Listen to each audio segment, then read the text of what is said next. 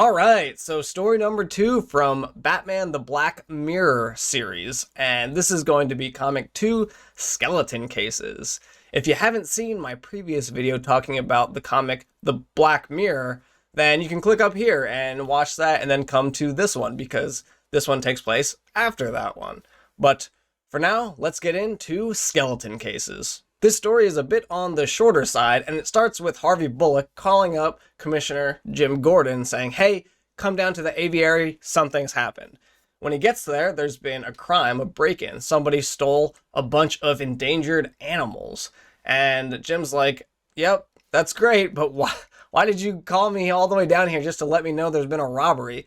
And he says that he was going through the video surveillance files, and he was looking, and he saw that James Jr. was at the aviary. Now, James Jr. is kind of a nut, but we're going to really break down why he's such a crazy dude in the next story. But some quick background. He is the son of Jim and Barbara Aline, and not to be confused with Barbara Gordon, who is now the adopted daughter of Jim Gordon in the post-crisis series. I don't know, man. The Gordons get really confusing with all the timelines and things going all out of whack. Anyway, Barbara Gordon thinks that James Jr. is a killer and that he killed her best friend Bess way back in the day. And she's just saying, hey, I've been tracking him for months, for years, trying to figure out where he's at. And every time she starts to figure out where he's at and start to track him, then he disappears because he's really clever and can get off the grid super easily. Later, at a restaurant, Jim is kind of ambushed by James Jr., who sits down. And Jim wants nothing more to leave, but he says, all right, I'll hear you out for a second. And James Jr. says, you know, I went to a doctor, they diagnosed me as a psychopath, and I'm on medications, so it's okay, man, I'm fine now.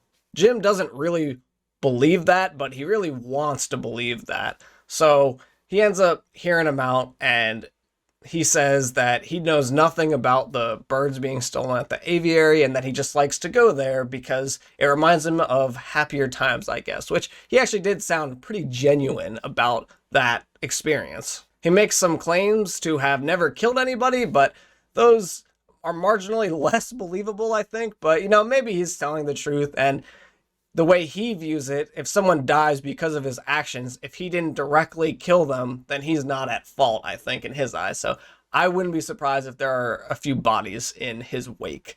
But anyway, he tells his father that he's going to be staying at a hotel downtown somewhere and that Jim should come visit him sometime. Then it cuts to Batman and Red Robin. And in there, Red Robin keeps telling Batman, he's like, dude, you don't look so good. You're not doing great. And Dick just kind of waves it off and says, you know, I'm fine. And they're investigating the poachers who they found and tracked to a shipping dock. And he and Red Robin then go down, beat up a bunch of the poachers. And through this whole time, Dick is like hallucinating still from the gas that he experienced in the previous comic. And he's just definitely, his mind is not right. And he keeps seeing visions and things, and it ends up getting him punched a few times and saved by Red Robin a few times as well.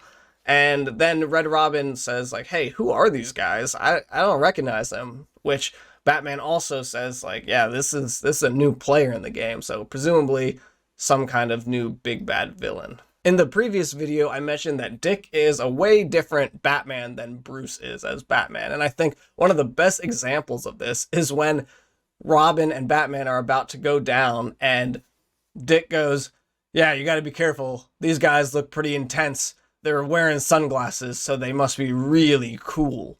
And just that kind of humor, I think, illustrates why Dick is kind of like, I don't want to say a happier version of Batman. He still has his demons, but I think ultimately he is striving to be a better person and try to become a normal person somewhat.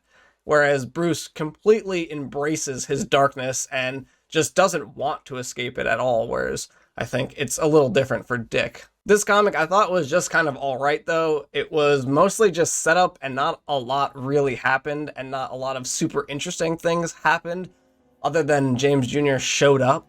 But other than that, let me know, have you read this comic book? And if you have, what'd you think of it? But I'm Keegs. I will catch you all in the next comic story.